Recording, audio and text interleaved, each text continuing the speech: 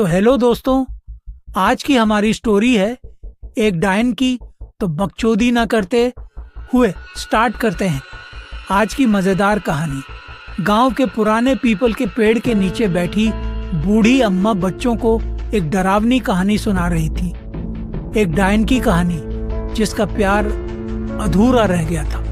गांव में कोई नहीं जानता था कि वह सच थी या सिर्फ एक अफवाह, लेकिन जो भी उस जंगल में गया वह कभी लौट कर नहीं आया। ये कहानी उसी डायन की है जिसने प्यार में धोखा खाया था और जिसका बदला अभी बाकी था। गांव में सृष्टि नाम की एक खूबसूरत लड़की रहती थी। उसकी शादी पास के गांव के एक नौजवान आदित्य से तय हो चुकी थी। आदित्य पढ़ा लिखा और समझदार था, लेकिन वह अंधविश्वासों पर विश्वास नहीं करता था। सृष्टि की सहेलियां उसे समझाती हैं, रात के बाद पीपल के पेड़ के पास मत जाना, वहां बुरी आत्माएं रहती हैं। लेकिन सृष्टि हंसकर टाल देती। उसे भूत प्रेतों में कोई विश्वास नहीं था। शादी के कुछ दिन पहले गांव के कुएं के पास एक अजीब घटना हुई।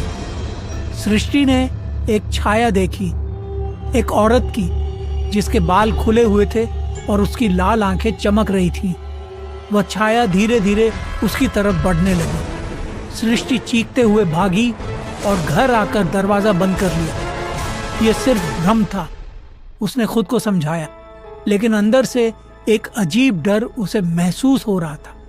गांव के बुजुर्गों का कहना था कि कई साल पहले इस गांव में एक लड़की रहती थी जिसका नाम रुक्मिणी था। रुक्मिणी अपने प्रेमी से बहुत प्यार करती थी, लेकिन गांव वालों ने उनके प्यार को अपनाने से इनकार कर दिया। रुक्मिणी के प्रेमी की हत्या कर दी गई और उसे निर्दयता से पीपल के पेड़ से बांधकर जला दिया गया। उसकी चीखें आज भी उस जंगल में गूंजती थीं। मरने से पहले उसने श्राप दिया था, जिसका प्यार अधूरा रहेगा वह मेरी तरह पीड़ा सहेगा। मैं तब तक चैन से नहीं रहूंगी जब तक अपने अधूरे प्यार का बदला नहीं ले लूंगी। गांव वालों का कहना था कि रुक्मिणी की आत्मा अब एक डायन बन चुकी थी और वह हर नई दुल्हन को अपने साथ ले जाने की कोशिश करती थी। शादी की रात जब सृष्टि अपने कमरे में थी तो उसे अचानक ठंडी हवा का झोंका महसूस हुआ। दरवाजे पर हल्की हल्की दस्तक हुई। कौन है? कोई जवाब नहीं आया। जैसे ही उसने दरवाज़ा खोला, एक साया तेजी से अंदर घुस आया। लाल आंखों वाली एक महिला उसके सामने खड़ी थी। उसके लंबे नाखून और खुले बाल उसे और भयावह बना रहे थे। तुम्हें भी उसी दर्द का सामना करना होगा जो मैंने किया, डायन ने फुसफुसाते हुए कहा। सृष्टि चीख पड़ी, लेकिन तब तक बहुत देर हो चुकी थी। अचानक कमरे के सारे दिए बुझ गए और सृष्टि बेहोश होकर गिर पड़ी। गांव का एक लड़का विक्रम, जो भूत प्रेतों पर विश्वास नहीं करता था, उसने इस घटना की सच्चाई जानने की ठानी। वह एक रात अकेले जंगल में गया और पीपल के पेड़ के पास पहुंचा। जैसे ही वह वहां पहुंचा, उसे ठंडी हवा महसूस हुई। रुक्मिणी, अगर तुम सच में यहाँ हो तो सामने आओ, उसने हिम्मत जुटाकर कहा। एक पल के लिए शांति छा गई, लेकिन फिर अचानक एक डरावनी हंसी गूंज उठी। तुम सच जानना चाहते हो? अचानक विक्रम हवा में उछल गया और किसी ने उसे जमीन पर पटक दिया। उसकी आंखों के सामने वही लाल आंखों वाली डायन खड़ी थी। विक्रम ने महसूस किया कि डायन को बस एक ही चीज चाहिए, प्यार का बदला। अगर तुम्हारा प्यार अधूरा रह गया था तो ये दुनिया की गलती थी, लेकिन तुम निर्दोष लोगों से बदला क्यों ले रही हो? डायन की आंखों में आंसू आ गए। मुझे इंसानों पर भरोसा नहीं रहा, उसने कहा। अगर मैं तुम्हें तुम्हारा प्रेमी वापस दिलवा दूं तो क्या तुम गांव को छोड़ दोगी?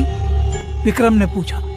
डायन कुछ देर चुप रही, फिर बोली, अगर तुम सच में ऐसा कर सकते हो तो मैं सबको छोड़ दूंगी। विक्रम ने गांव के तांत्रिक से मदद ली। तांत्रिक ने एक विधि शुरू की और रुक्मिणी की आत्मा को मुक्त करने का प्रयास किया। धीरे धीरे एक सफेद रोशनी निकली और एक परछाई के रूप में रुक्मिणी का प्रेमी प्रकट हुआ। रुक्मिणी, मैं तुम्हें लेने आया हूं, उसकी आवाज गूंज उठी। डायन की लाल आंखें धीरे धीरे सामान्य हो गईं।